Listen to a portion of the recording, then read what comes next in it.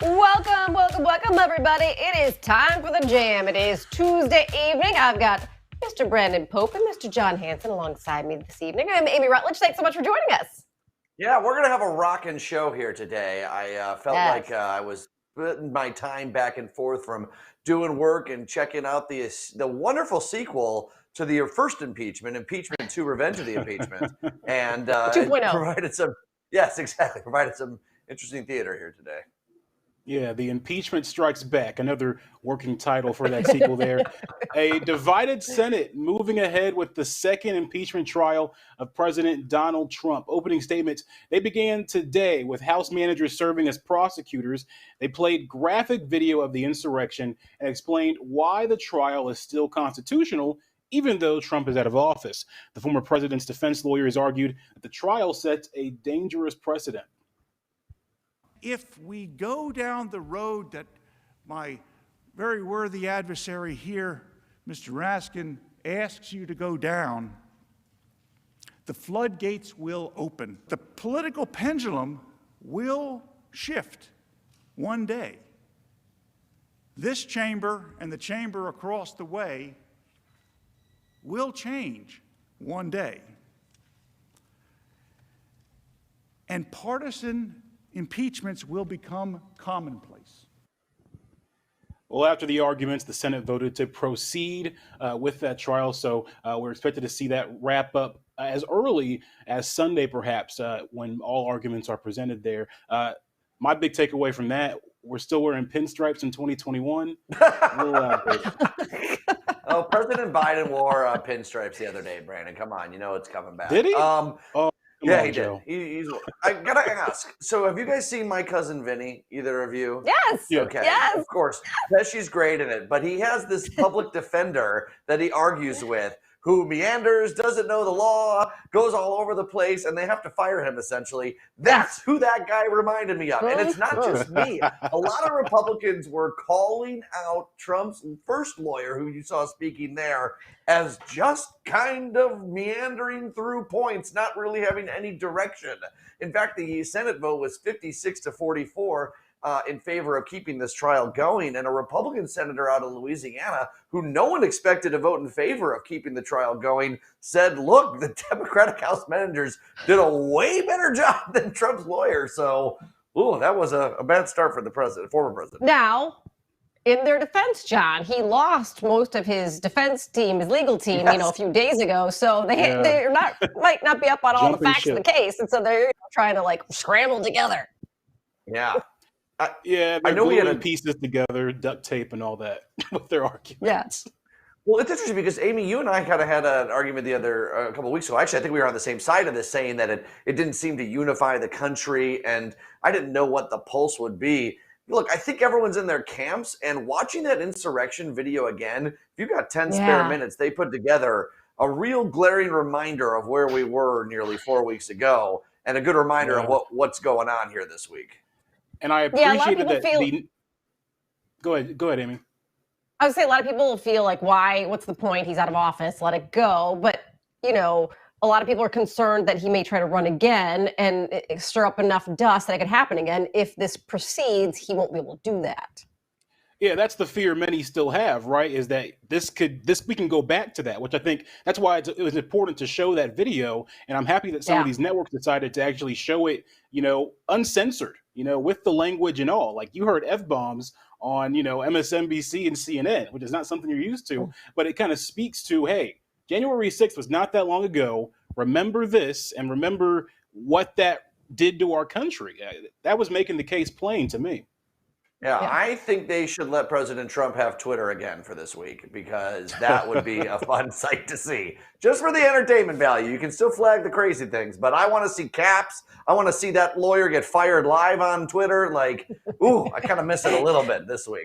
Exclamation points. I'm sure there's still an account out there he's using. We just don't know the name of it yet. Somebody named Jeff Schmo or something. Yes. He's out there tweeting. He's getting it off. Does he use emails and just send out emails to random people just so he can get it off his chest? Because he can't do the Twitter anymore? So. Right. And they're like, sir, this is a Wendy's. keep on going. Let's keep moving. Well, guys, we're still waiting to hear from the Chicago Teachers Union whether or not its members will accept CPS's latest reopening deal. Voting is supposed to be going on today. It would start getting kids back in some classrooms this coming Thursday. We will update you on that as soon as we get some information. Now, earlier today, we spoke to Patch columnist Mark Kunkel about a recent column of his explaining how the CTU spends almost $800,000 on lobbyists. He went on to talk about the no confidence vote delegates announced towards CPS and Mayor Lightfoot, along with a possible underlying cause to all this conflict. It's just more political theater, right? It's like, can the union get 100% of their House of Delegates to say we don't have confidence in the mayor? They didn't. But, you know, what does that mean? It doesn't mean anything exactly. I've been getting calls since yesterday from CTU teachers who are afraid to go on the record to talk about it. But what they're telling me is it's like, we want to vote yes. We think this is a good compromise. We get attacked on social media. There's also allegations and complaints that, you know, this vote of the CTU membership is all on email. It's actually a Google document.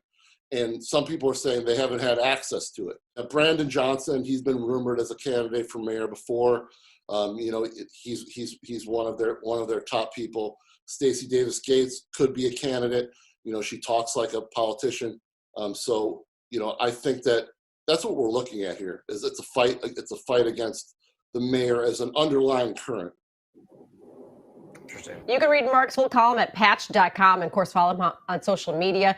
We did reach out to the CTU for a response. They did not comment. They declined to comment, I should say. It's interesting, too, because he actually took some backlash on social media when he posted questions about, okay, they're spending this amount of money on lobbyists. Is this about lobbyists or student safety? Because now I'm confused. And it's interesting because people were, I think, confused about what he said he was confused about. Mm-hmm. Well, it does seem like it's more of a political means sometimes than what it actually is. And this kind of speaks to one thing I've noticed about this debate and what we always see with these strikes. Black and brown students are claimed to be the victims by both sides. And what both sides are doing is for Black and brown students. But it almost feels like you're using that kind of catch-all to gain sympathy, politicize, and bring people to your side without actually having tangible things there for that, right? It almost feels like you're using Black and brown kids in your argument instead of actually looking to advocate for them on both sides of the equation there. So that article really kind of was speaking to that to me as well. Mm-hmm. I also love how people are surprised that unions are political action committees or have political actions committees or donate to them. Like that is a huge part of what unions do. And it's obviously not just teachers unions, fire unions, police unions. That's what they do too. What I thought Mark Kunkel did so well is he said, who is at this meeting that I'm watching, this video conference where the union is talking to leaders, and how much money did those specific individuals get from this teachers union? Yes. And upwards of $400,000. And look, he's not saying that anyone broke any rules, any laws. Right. And I think more people should do this. Look, we always in media and out there talk to people from the airlines, representatives, people from all in all. And we should be looking deeper into who they're donating to as the motivations for what they're saying. Perfectly legal. The Supreme Court has also ruled that money is speech, and that's fine. But it often gives you a little bit of the motivation and a little bit of the story behind the story. Yeah, and John and I talked about this before the show started because I did not realize how much money a lot of these unions were giving. I spent a number of years in a union, and now I'm curious to go back to see exactly who they all supported. Because if you don't agree with it, what do? You're forced to be in this union, but it's giving money out based without necessarily your choices in there, and it's technically your money-ish. Yeah, it's a great point, Amy. Not only about who they support, but also the notion of what they support and what they're going for, and what that means for what you're doing, your policies that you're advocating for. Interesting stuff. And who they're speaking for. Yeah. Like if you're a person who's in this union, you're required to pay these union dues, but maybe you don't agree necessarily with all What of if this, you disagree? Right? Yeah. And it's worrisome. And even just breaking down how teachers are communicating with each other during this and the implications that some feel about their vote. It's fascinating. We'll wait and see. Yeah. But we have to get this story in because it is my favorite thing I've seen in a long time. Oh, it's A perfect. Texas lawyer had quite a court appearance today, done over Zoom. And there's the lawyer on the lower right. He was stuck on a cat filter, couldn't figure out how to get out of it. His kid had put it on, and well, he did, after realizing he couldn't fix this, he offered to do the case as a cat. Can you hear me, Judge? I can hear you. I think it's a filter. It in the... is, and I don't know how to remove it. I've got my assistant here. She's trying to, but I'm prepared to go forward with it. I'm here live. I'm not a cat. That is amazing. I'm prepared to go forward with it. I love it. I don't know what else there is to say, but that is just something we can all say. My other question was, is the dude on the top right, was he sleeping through part of that? Because it looked like he was like reading and then sleeping, and then he like giggled once he caught on what was going on. But earlier in the soundbite, he was like, went to sleep. I don't think he wants to give any quick motions. I don't think he wants to give any quick motions in case the cat is going to start batting at the screen. Yeah, exactly. He's being careful. Good point. I see. This is one of my favorite Zoom fails, period. Like, it's top 2 and probably not number 2. This was perfect. And now I'm like, where can I find these filters? I didn't know you could do filters on Zoom like that. I'd like to pick an animal and hop into a meeting like that. This has opened up a new lane.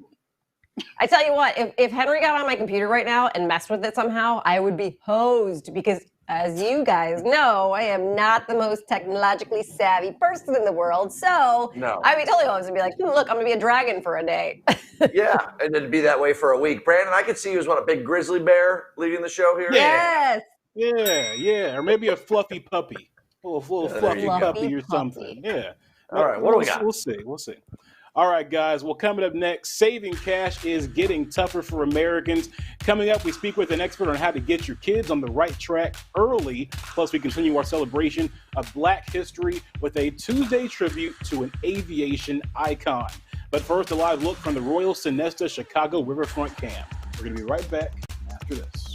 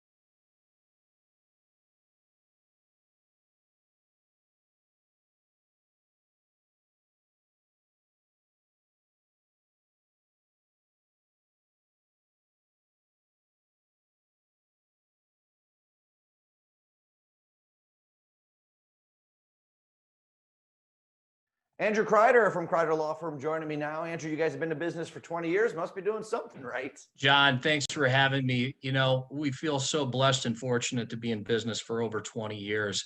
And I think a lot of it is just relates to the hard work ethic that each attorney has here. Every day they come in the door, they're here, they're dedicated, they're ready to work. It's what I expect and it's what the clients expect. And I think it's really a reason why we've been around so long and the clients have always been very responsive to our firm.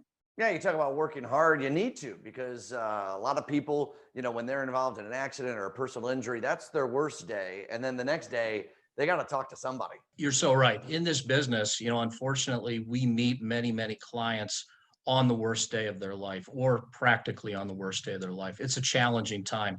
You know, clients could be losing time from work. They have lost transportation. God forbid, in the most serious situations, they've lost a loved one, a spouse, children, or another family member. So it's really important whenever we meet a client that we sit and we listen and we really try to formulate a unique litigation strategy for that particular client, because every case is different and every client's different. And it has to have a unique approach every single time. And that's one of the things that I think we excel at, is making sure that we're listening to each client so that we can do what's right for them and what's best for them. Every car accident is different too. I'm sure all of us have been in maybe a bumper or something on a side road or something like that. But when you're talking about involving commercial vehicles, those are different cases that need an expert to really look over them, aren't they?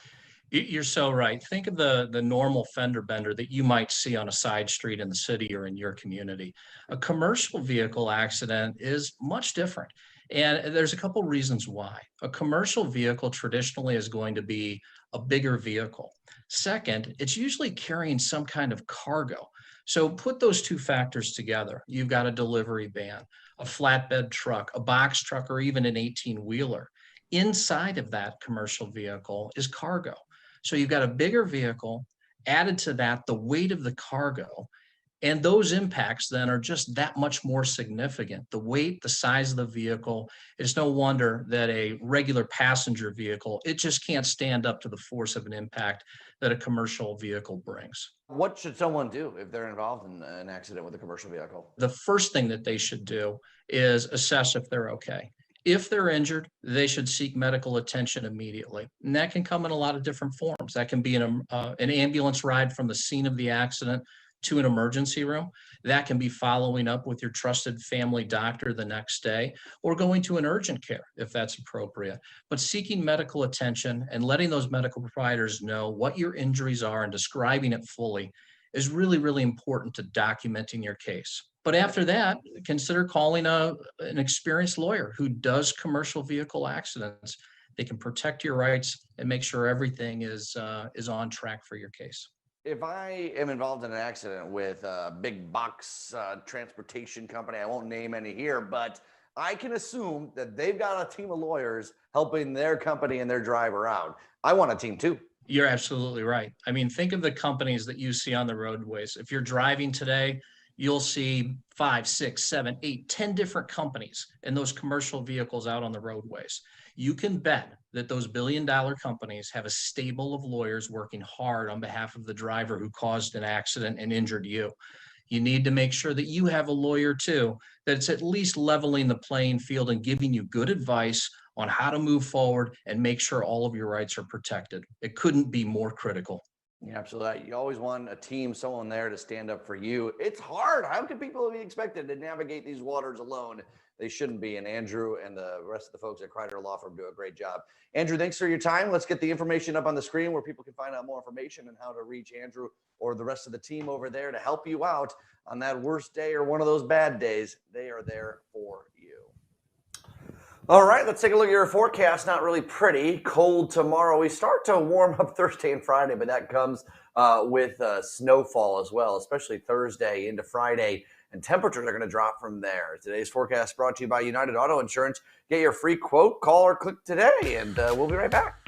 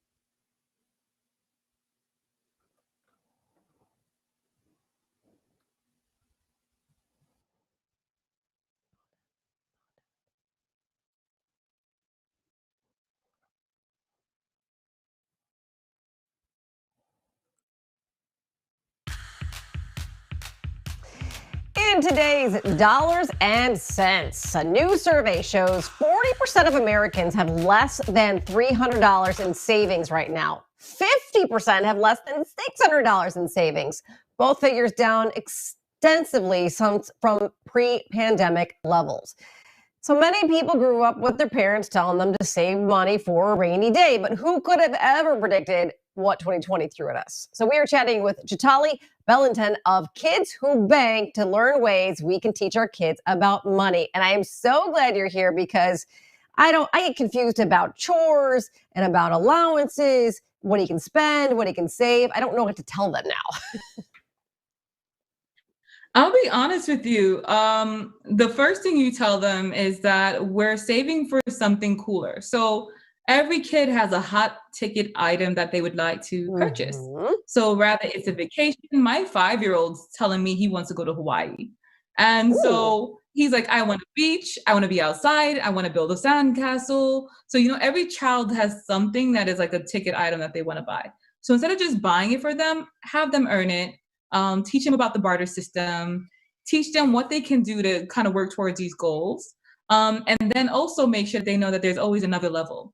So, okay, you might get the Hawaii trip, but now what is the bigger goal? What do you love more than that? Or what do you desire more than that? Some kids it's a PS5, some kids it's freedom. So you can tell your children, one of the things I used to do with my nieces and nephews, I used to tell them, well, I'll barter with your mom that you can get an extra week to, let's say play PlayStation for an extra hour.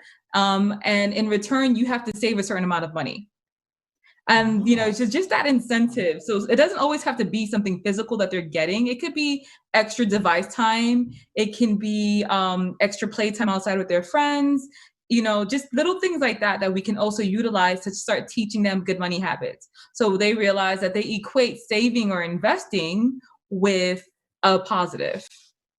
Yeah, I never thought of the saving versus the screen time. That is genius. And so for my son, the big ticket item right now is he wants a VR headset. And I'm like, no way are you spending $400 that you don't have right now on a VR headset. So how do we initiate that?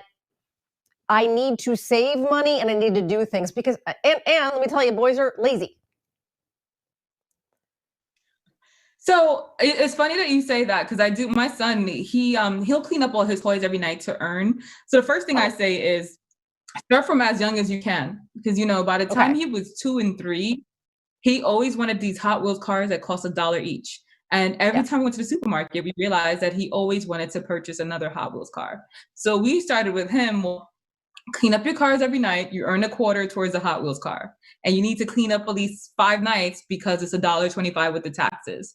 And as they get older, there's always going to be something they want. So he wants his VR headset. Lazy or not, you have to earn it. And it's our job as parents to stick to that.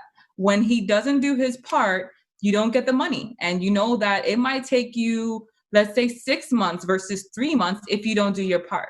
So every time he doesn't do his part, he delays the process. It can't even be his grades. Like, let's say for instance, you can say, well, there can be bonuses. Let's say if he shows you, all right, instead of buying an extra box of cereal, maybe he will just decide to skip cereal this week and get one less item at the grocery store and take that money, maybe the $5 or $4 saved, and put that in the budget towards his VR set that he wants to get. And so we start changing his mind frame because he realizes everything around him is money. Yes, and I never thought about that. Yes, the donuts don't need to come to the house. We can skip the donuts. We can make you start doing your chores a little bit more stringently if you want that money. Gosh, it gets so hard as they get bigger too. So, Jatali, thank you so much for joining us. I really appreciate it. Some great tips. Thank you. Thank you for having me. Check out kidswhobank.com and Kids Who Bank on Facebook and Instagram for more information. And we will be right back.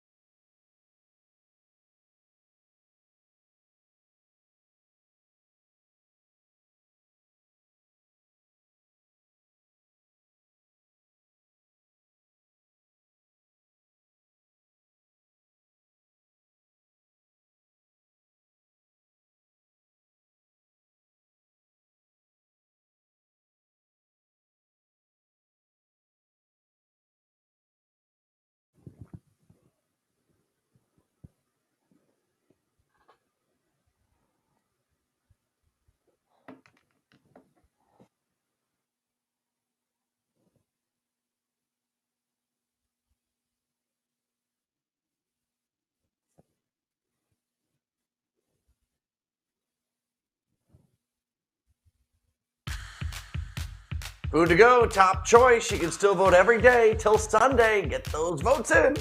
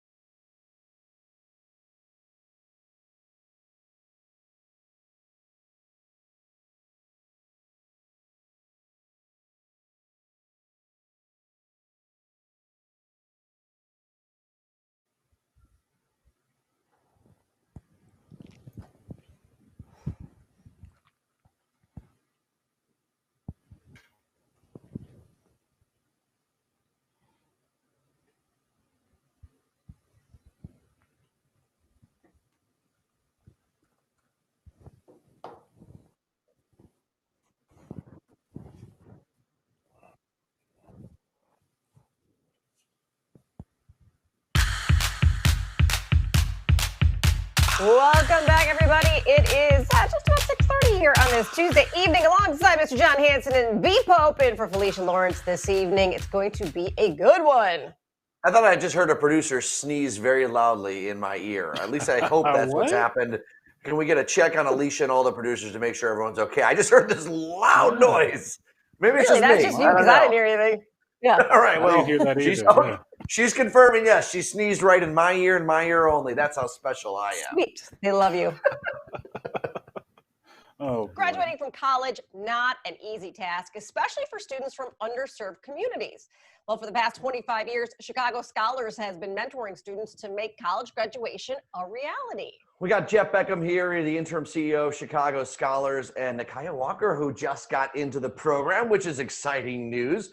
We'll let you relax for a second, Nakaya, and get ready because, Jeff, we got to talk about Chicago Scholars and the opportunities you give kids, like we were saying, not only to get to college, but to get through college. How does it work?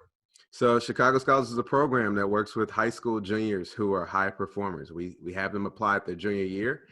They are selected, and then through that senior year, they're given college counseling, mentorship, and supports to help not only pick the right college, but pick the right college that's a good fit for them. And then for the next 4 years, of course, we help them through college. And in those final few years, we help them find jobs. So all in, it's a 7-year program where we help students, over 4,000 students now in Chicago, get to college, through college, and into their career.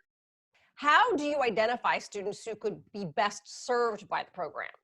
Good question. So, the program really spends a lot of time in kind of digging through the unique identities of our scholars. We ask colleges to look at the whole student, and we revised our program application to do the same thing. And so We look for students who have demonstrated leadership potential, meaning that they may be taking care of little brother and sister at home, they're academically involved in their school, or they're involved in extracurricular activities, sports, and even working full time. We look at that student profile, and then the students are tasked with writing a couple of essays. So they have to write essays, submit letters of recommendation. The application process is really thorough. And so when you're selected to be a Chicago Scholar, you truly are one of the best and brightest in our city. I want to know for you, how was the process getting started, and did it get you excited about your future?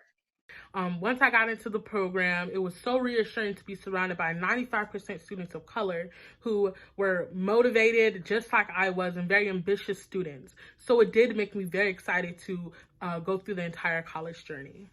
Nakaya, what do you think about the idea of once you get through, I know it's a long way away, but once you get through college yourself, coming back and helping someone out to give them a hand too?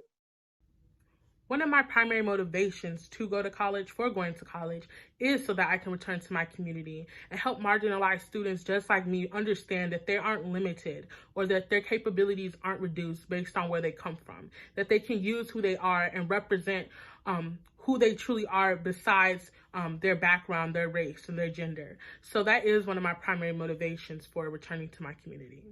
Someone going through the entire program and then turning around and becoming a mentor on the other end. Yeah, we have students now who have come back, gone through the program and are mentoring themselves. We actually have 2 students who are on our board of directors, students who are on an associate board, and that's the goal of the program. It really is to, build it such that they come back and they lead this organization and hopefully lead our city. Applications are due tomorrow, so to learn more about them, go to Chicago Scholars, and there's the information.org/apply and all their social media handles as well. Popper. All right. Speaking of scholars, Atlanta public school officials are divided over making summer school mandatory for all students. It's a kid's worst nightmare. If kids were in school an extended period of time, they could help close educational and developmental gaps caused by the pandemic. That's the argument coming from the school. But Amy, since you are the parent, the parental expert of the 3 of us, yes, is this a good idea to you? My kid, oldest, has lost a lot. He lost a lot of learning over this whole pandemic. While he's doing okay, I would actually love for him to continue school through the entire summer because I want him to pick up the stuff that he missed out on because he's not in person. The learning there is so different when you can speak to your teacher one-on-one. So I would be all for this. And then I also wouldn't have to put him in summer camp. But that's a whole other thing. Well, I was going to say, I know that's part of the reason. But okay, here's the thing. Let's say things are fairly back to normal in the summer, right? These kids have missed out on a year of socializing with friends. Like, really. Don't you think that there is a lot of value to give them that freedom, that if they can all play again together, play sports again together, that is just as valuable maybe as the education? Well, that's what Saturdays and Sundays are for, John Hanson. Monday through Friday can still be for school. True. There's a balance. True. I'm just trying to help Henry out. As a kid who was homeschooled and had to do summer schooling, a lot of times I say, let the kids, free the kids. Free the kids. Don't give them more work. I hated when my mom or my aunt was like, yo, we got some math for you to do. In the summer? In July? What? Come on. These multi-track school programs where I only get a couple weeks off every semester, essentially. They've been proven to be exponentially better for some students. So I'd love it if my kid was in school more. I worry that he lost so much. And he's a little bit of a kid who has some trouble paying attention. And he's great in math and not so good in the artistic things like writing. And I don't want him to fall too far behind at this grade level, too, because you ain't catching up later. Yeah. Well, I think Atlanta kids need to come together and form a movement. They need to organize and stop this. Yeah. That's what I think. Form a union. Yeah. There you go. Form a union. Here we go. All right. So he has directed some of the most hilarious and successful comedies of all time, not to mention leading the way for comedic spoof films. Yeah, now David Zucker has written a new book, and it's a book that's been 20 years in the making, David. It's called Before the Invention of Smiling, and I am so... you're right on my wavelength of keeping your family history alive and figuring out how to tell a story of how your family goes from where it began to Milwaukee and growing up. I imagine it was a joy to write. Oh, it was a joy to write, and it was a labor of love. And I'm hoping it will be designated as required reading for summer school this summer. Because, I think the kids will find it very easy to read, and it's full of pictures. So that's why I think you all can really race through this. It's pretty easy read, but it's just everything I love. There's a lot of humor in it, of course. And I loved doing the research, and it all started out with me, hearing stories from my grandmother for years from when I was a little kid.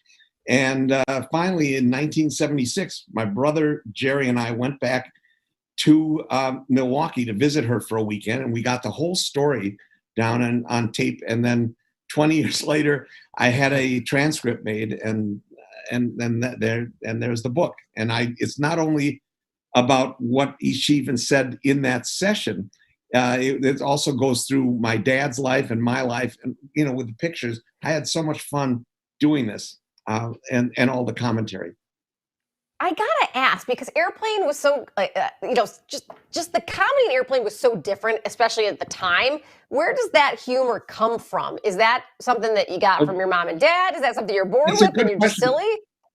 There's a picture in the book of me when I'm 4 years old. I'm standing on a chair, and it was at some family gathering, Thanksgiving, and my dad is on my left and my grandfather's on my right, and my dad and I are wearing bow ties, and my grandfather, you can see that he made his necktie into a bow tie, and so it's like this big, and it looks ridiculous, and he's got a straight face, and he, nothing goofy, and I think it's a kind of a forerunner of Leslie Nielsen. And that's what we got from my grandfather. My dad would say a lot of funny things. He couldn't tell you a joke to save his life, but he would say the most hilarious things, but always with a straight face.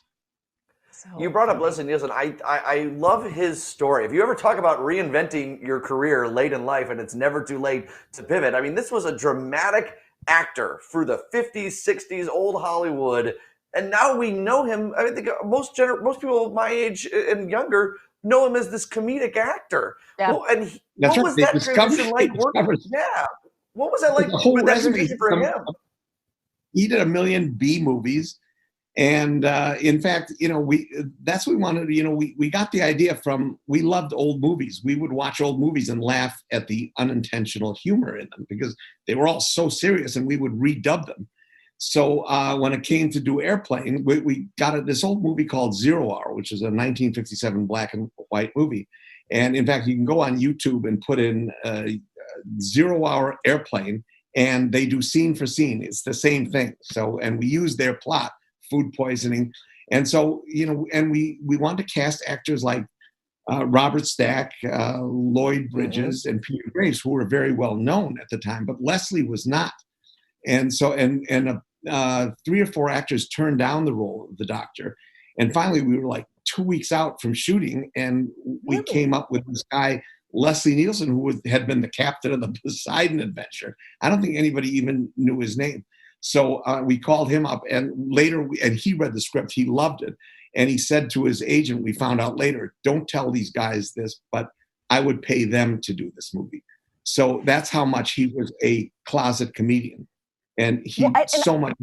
Yeah, go ahead. I want to ask too, because he was such a serious actor before, and Airplane is one of the most quoted movies in my house right now. That and Anchorman. How much of it was off script, and how much of it was script? Was this some of it Leslie Nielsen? No, it was virtually nothing was ad lib. The actors. Really? Jerry and Jim and I, when we wrote it, we fought over every word. It was absolutely scripted. There's no improvisation. I mean, this is what I call the Uberization of comedy. You don't need a Robin Williams or a Kevin Hart, although those guys are fabulously talented, or Will Ferrell, all these great comedians. But we did it so straight actors could do the lines. If the lines were funny enough in the situation, it can be funny, and that's what the concept was. Well, that movie is in the National Historic Register. I know that you've done some other great films, and I know you've got other book projects you're already looking forward to. I wish we could talk longer, David, but unfortunately we're out of time. It's so great to meet you. Please come back on again. I love Milwaukee. It's just a stone throws away. Thank you. from me.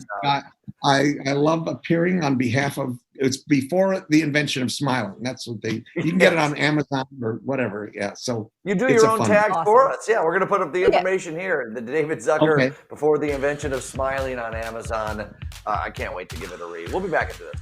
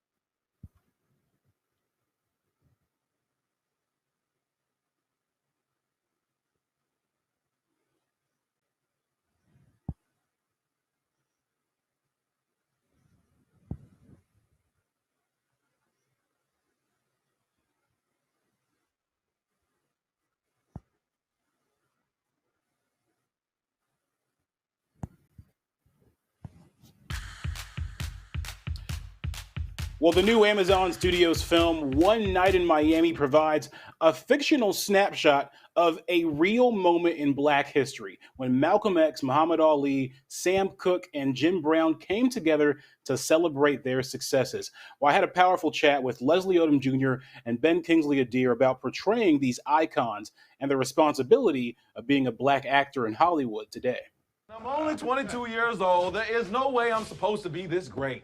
Look, Alexander the Great conquered the whole world at the age of 30, and I conquered the world of boxing at 22 without sustaining so much as a scratch. That's right. There you go. When you're Black, when you're good at something, people kind of have their own ideas and expectations of how you should wield that. Is that something you think you can relate to? Oh, yeah. But I don't shy away from it, you know. I understand that responsibility. I do, yeah. And I've been thinking about, the role of the actor and like the role of the storyteller.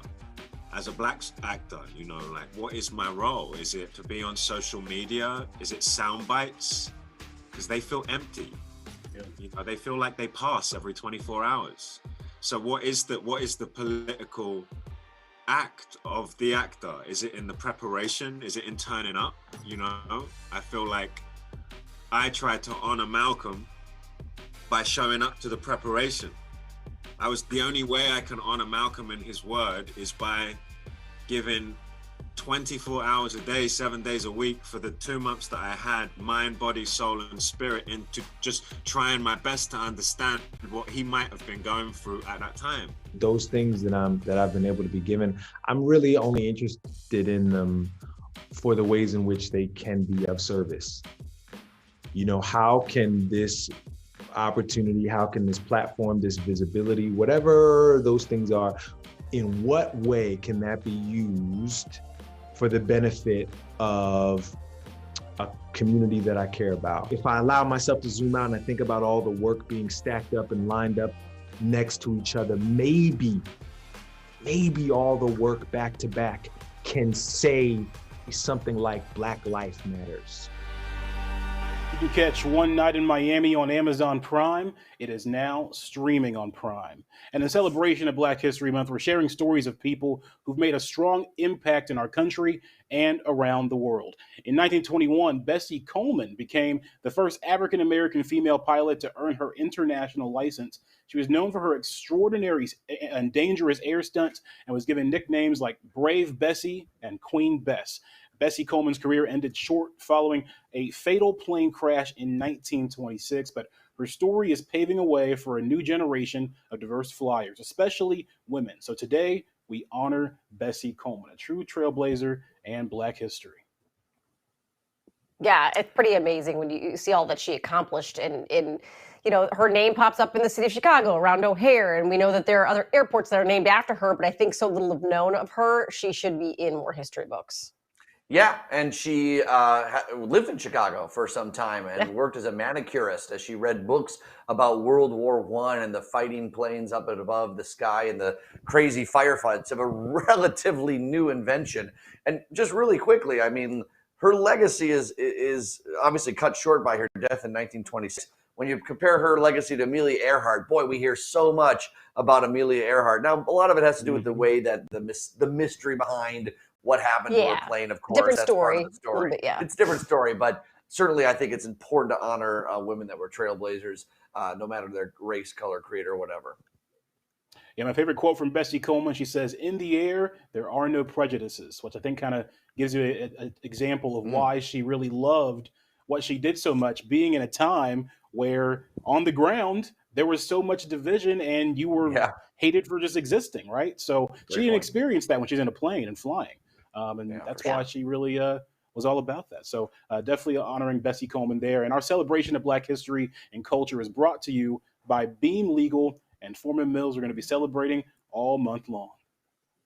All right, coming up, we got the skinny out of London flat that is making jaws drop. John got that and much more coming up in Hot Takes. But first, a little bit of the weather, John. Yeah, cloudy, snowy, cold, and cruddy. And then it gets colder this weekend, so that's not good. This forecast brought to you by United Auto Insurance. Get your free quote. Call or click today. I promise it'll get better in a month.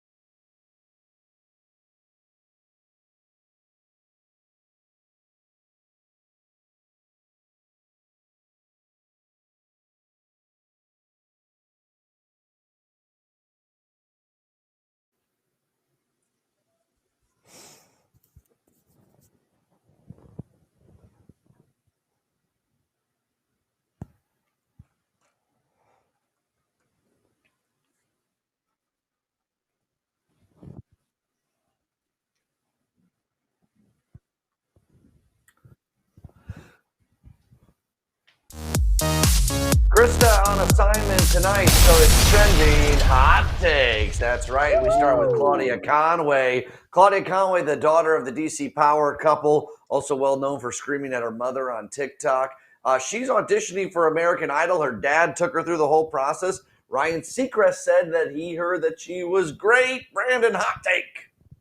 How much are they paying Claudia Conway? This show hasn't been relevant since 2004 when Fantasia Barrino won. So who's actually watching this show? I didn't even know it was coming back until I heard about this.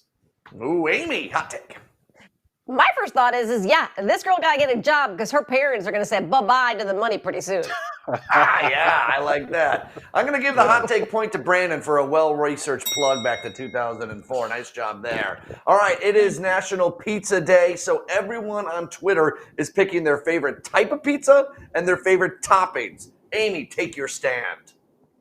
Okay, I like a lot of all of it. Illuminati is my favorite. I worked there for many, many years, so that's part of it. I want sausage, pepperoni, mushroom, onion, green pepper, and black olives.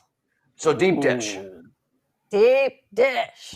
All right, that was a lot. Brandon, what are you getting? What are you ordering? Well, now I'm hungry that she's talking about that. But hey, Chicago is the pizza capital of the world. No place can boast the diversity, the quality, the range in pizza that Chicago does. You want deep dish? You want tavern cut? You want Detroit style? We got you. You want the crappy Papa John's commercial stuff? We got that too. Whatever you want. All right, Chicago pizza. So you didn't even take a stand. That hot take goes to Amy. You're actually answering the question. Okay. I took a stand. That was a stand. No, your stand was it's all good. I'm a politician. Here it could be this, could be that. No, it's tavern style sausage, peppers, onions. But Amy gets the point there. I took Chicago over New York. That's a stance. Cool. All right, the skinniest house in London is on sale right now for $1.3 million. It is 6 feet wide. Now it's 5 stories tall, but the whole house is 6 feet wide for $1.3 million. 200,000 feet per foot of width. Brandon, hot take. So now we're going to fat shame home buyers. This is not the way to get more millennials into the market. That was good. All right, Amy, what do you got? The pie house in Deerfield was just for sale for like $600,000. So save some cash, move to the burbs. Oh, there you go. I'm giving the one to Brandon though. I like the fat shaming there, but 6 feet. You never let me win. Have you never won hot takes? Literally never let me win. No, I'm sorry, Amy. I give up. Well, I gotta stick with my maroon brother tonight on the other side over there. There we go. Yeah, exactly. All right, that's Dirty Hot Takes. We'll be back after this. Right here in Chicago, Amy, let's talk about the families who are in some pretty desperate need for food. Times are really tough right now. And we want to help by raising $15,000 in meals. So far, we've managed to bank it a little over $12,000, but we need your help to do more by next Friday, February 19th. So join CW26, MeTV, The U, and Beam Legal in our partnership to donate meals to the Greater Chicago Food Depository by donating today. We'll be right back.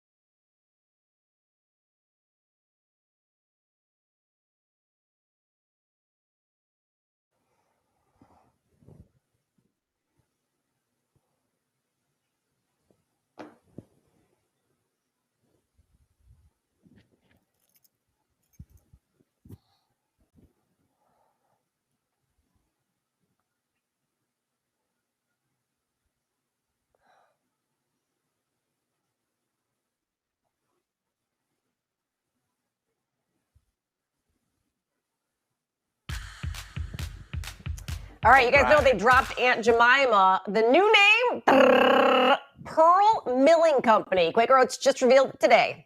What do you think?